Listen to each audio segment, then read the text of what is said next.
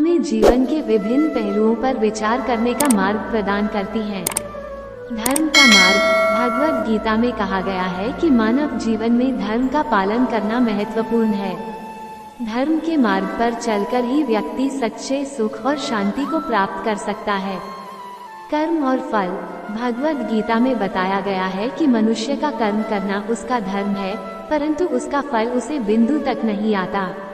व्यक्ति को सिर्फ कर्म करने में जुटना चाहिए और उसका फल भगवान पर छोड़ देना चाहिए। निष्प्रियता।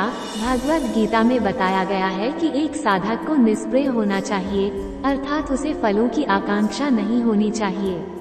अपने कर्मों को निस्वार्थता से करने से वो आध्यात्मिक उन्नति की प्राप्ति करता है। आत्मज्ञान। भगवद गीता में आत्मज्ञान का महत्व बताया गया है। व्यक्ति को अपने आत्मा को जानने की दिशा में प्रयास करना चाहिए, क्योंकि आत्मा ही अमर है और मृत्यु को भी अतीत कर सकती है। समर्थता और साहस। भगवद गीता में कहा गया है कि व्यक्ति को जीवन की चुनौतियों का सामना करते समय समर्थता और साहस दिखाना चाहिए। वो अपने कर्मों को धैर्य और समझदारी से पूरा करें और आगे बढ़ें। समता। भगवद गीता में समता का महत्व बताया गया है। व्यक्ति को सभी मनुष्यों में भेदभाव करने की जगह सबको समान देखना चाहिए। सबका सम्मान करना और सबकी मदद करना व्यक्ति के लिए महत्वपूर्ण है। कर्मण्येवाधिकारस्ते मा फलेषु कदाचन। अध्याय 2 श्लोक 47। ये कथन कर्म पर हमारे अधिकार को स्पष्ट करता है, लेकिन फलों पर हमें मतभेद नहीं करना चाहिए। इसका अर्थ है कि हमें कर्म में लगने का ध्यान देना चाहिए, परिणामों को हमें चिंतित नहीं होना चाहिए। योगस्थः कुरु कर्माणि संगः त्यक्त्वा धनंजय। अध्याय 2 श्लोक 48।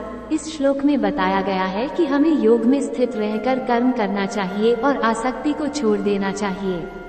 श्रेयान् स्वधर्मो विगुणः परधर्मात् स्वनुष्ठितात्। अध्याय 3 श्लोक 35। इस श्लोक में कहा गया है कि अपने स्वधर्म का पालन करने से भलाई होती है, भले ही वो दूसरे के धर्म में अच्छा हो, लेकिन स्वयं के धर्म के बिना नहीं। कर्मण्यकर्म यः पश्येद कर्मणि च कर्म यः।